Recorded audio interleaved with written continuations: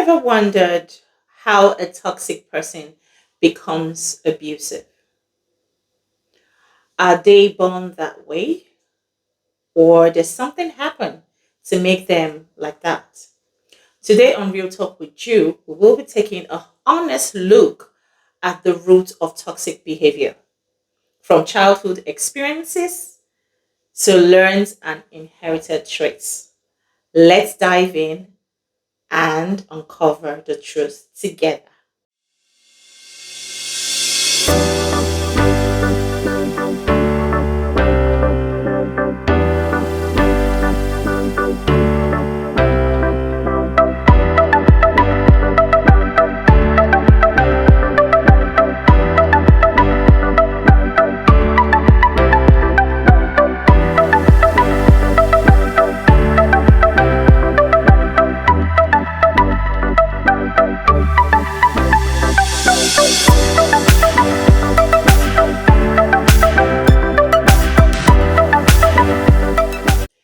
In this video, I will explain how early life experiences, genetics, and environments we grow up in contribute to shaping a person's behavior.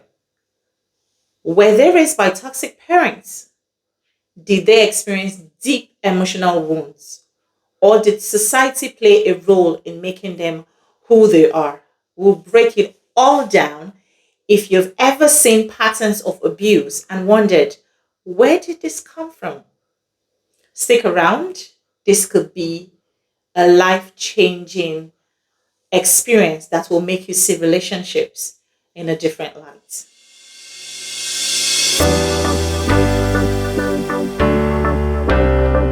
Hi, everyone. Welcome back to Real Talk with Ju. I am Ju, and today we are taking a look at the root of toxicity and abuse. Here's the truth that might shock you: people aren't born toxic. Toxicity is created over time through experiences, environment, and personal choices. If a person grows in a dysfunctional home, have they been neglected or have they been taught unhealthy behaviors, they might not even realize that they're toxic. They believe their actions are normal, even when they hurt others. Today, I'm going to break this down and show you exactly how toxicity develops and why it often leads to abuse in relationships with others. So, the first we'll be looking at is, are people born toxic? And we'll be taking a dive into the role of inherited traits.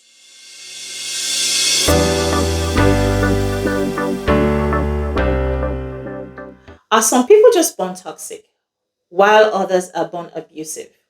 Research suggests that genetics has an influence in certain things. Genetics can influence temperament and how we react to stress. If someone has a family history of aggression, impulsivity, or emotional instability, they might have a natural response towards certain aggressive behaviors. An example is, imagine a child whose parents struggles with anger management. That child might inherit a tendency to be short-tempered. But genetics alone does not determine their behavior. What matters is how the traits are nurtured and managed. So the second factor we'll be looking at is learned behavior. Most toxic behaviors are learned, not inherited. A child watches how their parents and caregivers interact with each other and absorbs these behaviors as normal. So let's say, for example, if a child grows up seeing that their father is controlling their mother and refusing to take responsibilities for certain things that he does, or emotionally manipulates other people, they might accept this behavior as part of how relationship works. Later in life, they might repeat these patterns without realizing that it's harmful and that is not the best way to relate. So, this is why we have to be careful about what we model for the next generation. That's our children. Because children don't do what you say, they do what they see. And another thing of points in learned behavior is lack of love or emotional support. If someone was not shown love or validation or a healthy emotional environment to express their emotions, they might struggle to express emotions in relationships. Example of this is, imagine a child who grows up in a household where affection is rarely shown and emotions are dismissed rather than nurtured. If they cry, they are told, shut up, you're being dramatic. Or if they seek reassurance or encouragement, they are ignored and criticized. As they grow up, they will struggle to express love or those same emotions that they needed when they were kids. And they might seem emotionally distant or avoid vulnerability because they never learned how to connect in a healthy way. This emotional detachment can turn into toxic behaviors where they reject their partner's needs or fail to provide support simply because they never received them themselves. Another one is overindulgence or entitlement. On this flip side, being spoilt and never faced to face your consequences or to accept consequences can lead to people being manipulative and selfish. So, an example of this is, think of a child who is never told no. Their parents give them everything they want and shield them from consequences, especially when they make mistakes. They make excuses for them for their bad behaviors. As they grow up, they will expect the world to be their parents and to cater for their need in the same way their parents did. In relationship, this will lead to entitlement. This can show up like as manipulation or lack of accountability when it comes to taking responsibilities, and which might lead to verbal abuse or guilt tripping others to suit their needs. They will always prioritize themselves, and because of what they have been through when they were kids, because of the way they were pampered, this will never make them accept responsibility or accommodate people who would always show them that they need to take responsibility for their actions.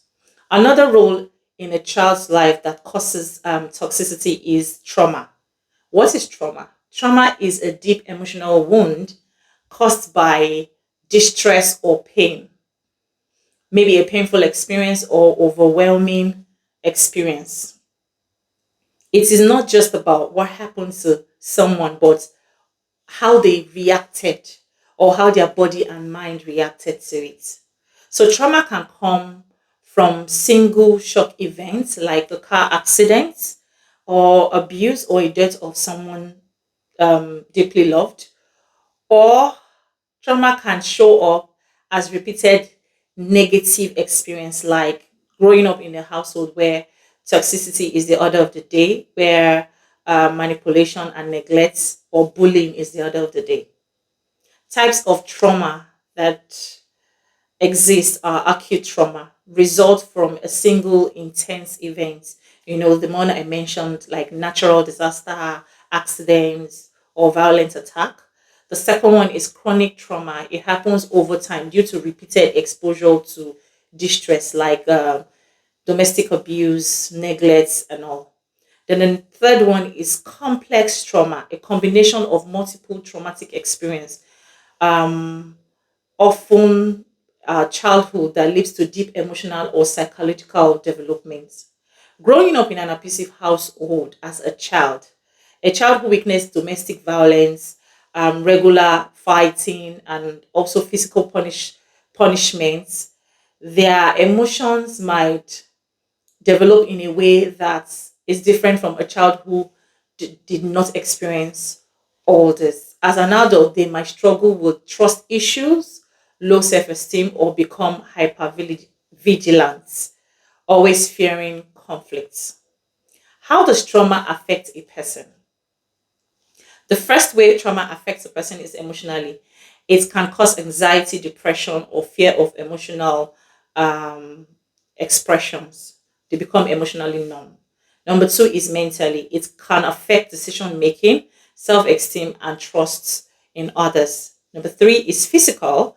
Trauma can manifest in headaches, fatigues, or chronic illness due to long time stress. And number four is behavioral.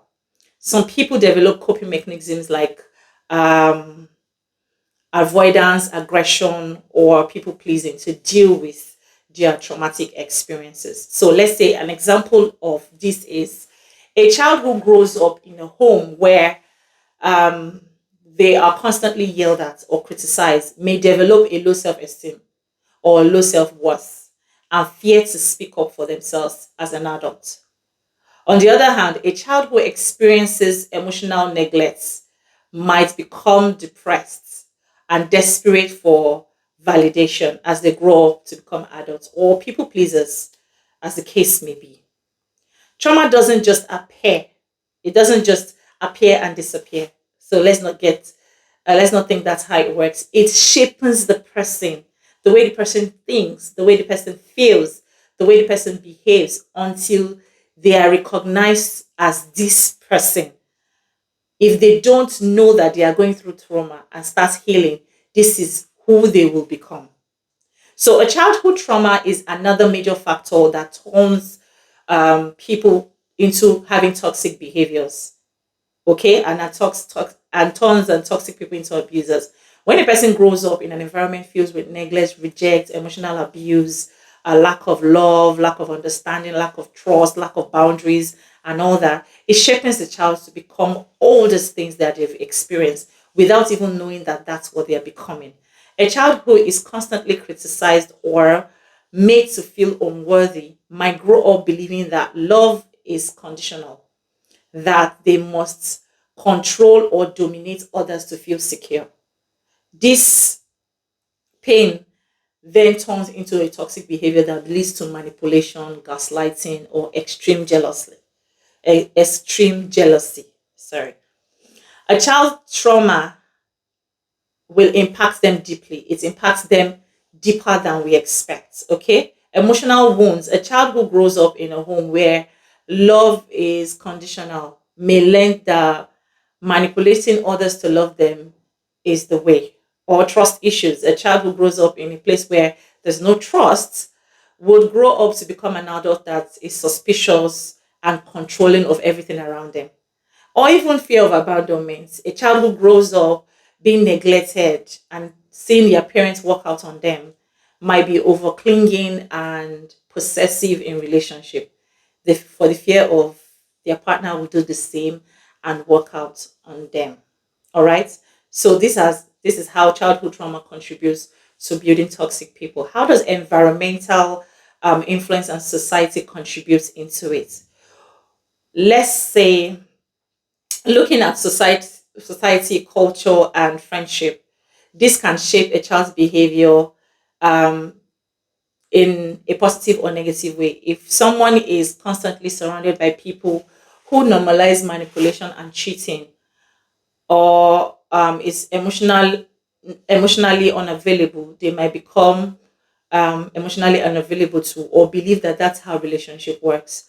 So, for instance, a man raised in a culture where men must always be in control might grow up to believe that controlling his partner is acceptable or is the way of life. Likewise, a woman raised in a household or a culture where love is means sacrifice. You must sacrifice your health or your well-being to show that you're in love. No matter how much toxicity they take, they will think that's how love works. So this is where breaking generational cycle is important to me, because this is what happens. This is what has been happening, and it's breaking a lot of people. That's why I teach as much as I can, and create awareness. So society and cultural influence have a major role to play too in building toxic people. If someone grows up seeing manipulation, deceit, or aggression being rewarded, they might mimic this behavior. Okay, unhealthy gender norms. Something like culturally, a man must be dominating, or a man must be emotional, must be in control of his emotions, will become emotionally unavailable, or have the tendency to always suppress others. All right. The mental way of this is they might become mentally detached. All right. Another thing that contributes into toxic building toxic people is mental traits, narcissistic trait, narcissistic disorder, borderline personality traits. It's a disorder that actually makes people toxic. And another one is anxiety and depression. Some people will behave um, in a way that would make their inner struggles show up as if that's what the problem is about. But all those ones are like, there are a lot of mental disorder that leads to people being toxic that we'll look into later on. Then there is personal choice and repeated patterns. Lack of self-awareness. Some people don't realize that they're toxic because they're never confronted, or they never self-reflect to say, oh, why am I like this, or why am I hurting other people. All right. Other people refuse to take change even when they're given the opportunity to improve. They'll continue their toxic behavior because that's the habits that they know, that's what they are known for, or that's what they've grown to know themselves to be. Other is because of power control. Okay, they like the way it feels when they control people, or when they behave in a certain way that makes people intimidated. All right, so these are patterns, these are things that might make toxic people remain toxic and behave abusive. So how does a toxic person now becomes an abusive person? Lack of self-awareness. Like I said before, a lot of people don't know that they are toxic. They don't know that all these things that you're doing is toxicity. It's hurting people. Most people don't even realize that they are toxic because that's what they know as norm. That's how they've grown up to see other people act, and that's what all they know. All right, and they've never questioned it. So an example is in a marriage where a partner is um, never sees anything wrong with what he's doing. That is almost emotional. Is always emotionally dismissive, or behaves in a certain pattern, and he isn't called to questioned about it. Might just think that that's the normal way to go about it. So if you have a partner that is like that, that is toxic towards you, I think you should call them out, because a lot of people don't know that they are toxic. Number two is refusing to change. Like I said before, even when some people are called out on their behavior or confronted, they would refuse. Why? Because change requires them to admit that their way of thinking or behaving is wrong, which a toxic person would not want to do. So, an example of that is, imagine a person in a relationship where their partner blames them for everything. All right. Even when you try to explain to them that that is not how to see things, they will not, even when they understand, they would not turn around to accept the blame. Why? Because they can't be vulnerable enough to that point to accept that what they know is wrong, or what they've known all their life is false. That will mean that they will have to start changing entirely who they are and how they see life, which is hard work for them. And number three is the cycle will continue. Without self awareness, healing, or outside intervention, toxic behavior worsens over time and can turn into serious abuse. A partner who stays, or who starts making up things at the beginning of a relationship, or a partner who makes aggressive comments to their partner in the beginning of a relationship, or yells or says certain things at the beginning of a relationship, will turn into either a manipulator, or would verbally abuse you or physically abuse you in future. So if you see the signs in early relation, in early the early points of your relationship, it's either you call it out or you just stay away, because this will be the pattern of how your relationship will go. And the last question that I asked in my former video, I want to answer it professionally and straightforward now. Can a toxic person change? Yes, but only if they recognize their behavior and actively work on it. Change requires self awareness, it requires therapy, it requires genuine desire to unlearn the things that you've learned and now learn new patterns, a new way of living. Most toxic behaviors are learned. So if they are learned and they weren't born with it, meaning that they can unlearn those things and learn new ones. So a toxic person can change. That's my take on this, but it requires self awareness and positive contribution to their own self to change. If this video has been helpful, please give a thumbs up and subscribe to Real Talk with Ju for more honest discussion on relationships and personal growth. Share your thoughts in the comment section below, and I would love to hear your perception or your perspective on this topic. Remember, understanding these patterns are the first step to breaking the cycle, and protecting the next generation is very, very, very important. Thank you for watching this video, and I will see you in my next video. Bye.